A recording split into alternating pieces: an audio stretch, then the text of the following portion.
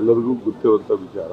ನಾನು ಅದ್ರ ಬಗ್ಗೆ ಹೆಚ್ಚಿಗೆ ಹೇಳೋಂಥದ್ದು ಇನ್ನೇನು ಈಗ ಬೇಡ, ಮಾತು ಬೇರೆದಿದ್ದಲ್ಲಿ ನಾನು ಅದೆಲ್ಲ ಮಾತಾಡ್ತೀನಿ. ನಾನು ಅವರ ಕಾಣಿಕೆ ಏನು ಅನ್ನೋದನ್ನ ರಾಜ್ಯಕ್ಕೆ ಗೊತ್ತಿದೆ, ನಮ್ಗೆ ಯಾವ ರೀತಿ ಮಾರ್ಗದರ್ಶನ ಕೊಟ್ಟಿದೆ ಅಂತ ನಮ್ಮ ಬದುಕಿನ ಬದಲಾವಣೆನೆ ನಿಮ್ಗೆಲ್ಲ ಕಾಣ್ತಾ ಇದೆ.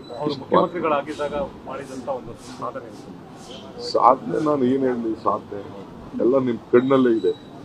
ವಿಕಾಸಸೌಧ ಅಂದ್ರೆ ರಾಜ್ಯಕ್ಕೆ ವಿಕಾಸ ಆಗಲಿ ಅಂತೇಳಿ ವಿಕಾಸಸೌಧ ಕೊಟ್ಟಿದ್ರು. ಉದ್ಯೋಗ ಸೌಧ ಅಂತಂದ್ರೆ ಎಲ್ಲರಿಗೂ ಉದ್ಯೋಗ ಸಿಗಲಿ ಅಂತ ಉದ್ಯೋಗ ಸೌಧವನ್ನು ಅವರು ಕೊಟ್ಟರು.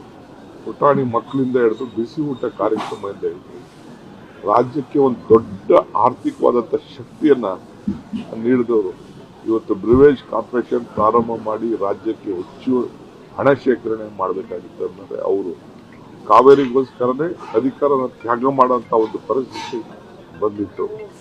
ಮಧ್ಯರಾತ್ರಿ ರಾಜ್ಕುಮಾರ್ ಅಪಹರಣ ಆದಾಗ ಫಸ್ಟ್ ನನಗೆ ಫೋನ್ ಮಾಡಿದ್ರು, ಎಲ್ಲಿದೆಯಾ ಅಂತ. 10:30 10:45 ಗಂಟೆ ಮಲಗಿದ್ದರು. ನಾನು ಹೆಂಡತಿ ಬಂದೆ, ಕೃಷ್ಣ ಸಾಹೇಬ್ ಫೋನ್ ಮಾಡ್ತಾವ್ರೆ ಅಂತ ಎಬ್ಬಿಸಿ ತಕ್ಷಣ ಓಡ್ ಬಂದೆ. ಸೊ ಯಾವ ರೀತಿ ಅಷ್ಟು ನೋವು ಪಟ್ಟರು, ಏನು ಮಾಡಿದ್ರು ಅಂತ ನನಗೆ ಗೊತ್ತಿದೆ. ಅದು ಅವ್ರನ್ನ ಈಚೆಗೆ ತೆಗೆದುಕೊಂಡು ಬರ್ಬೇಕಾದ್ರೆ ಏನೆಲ್ಲ ನಾವು ಮಾಡಿದ್ವಿ ಅನ್ನೋದು ನಮಗೆ ಗೊತ್ತಿದೆ.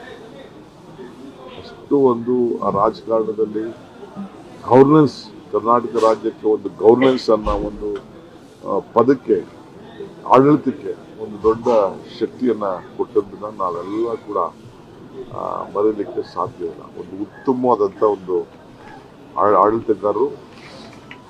ಸೊ ಇವತ್ತು ನಾನು ಬೇರೆ ಟೈಮ್ ಬರ್ತದೆ, ನಾನು ಅಸೆಂಬ್ಲಿಲಿ ಇವತ್ತು ಮಾತಾಡೋಂಥ ಅವಕಾಶ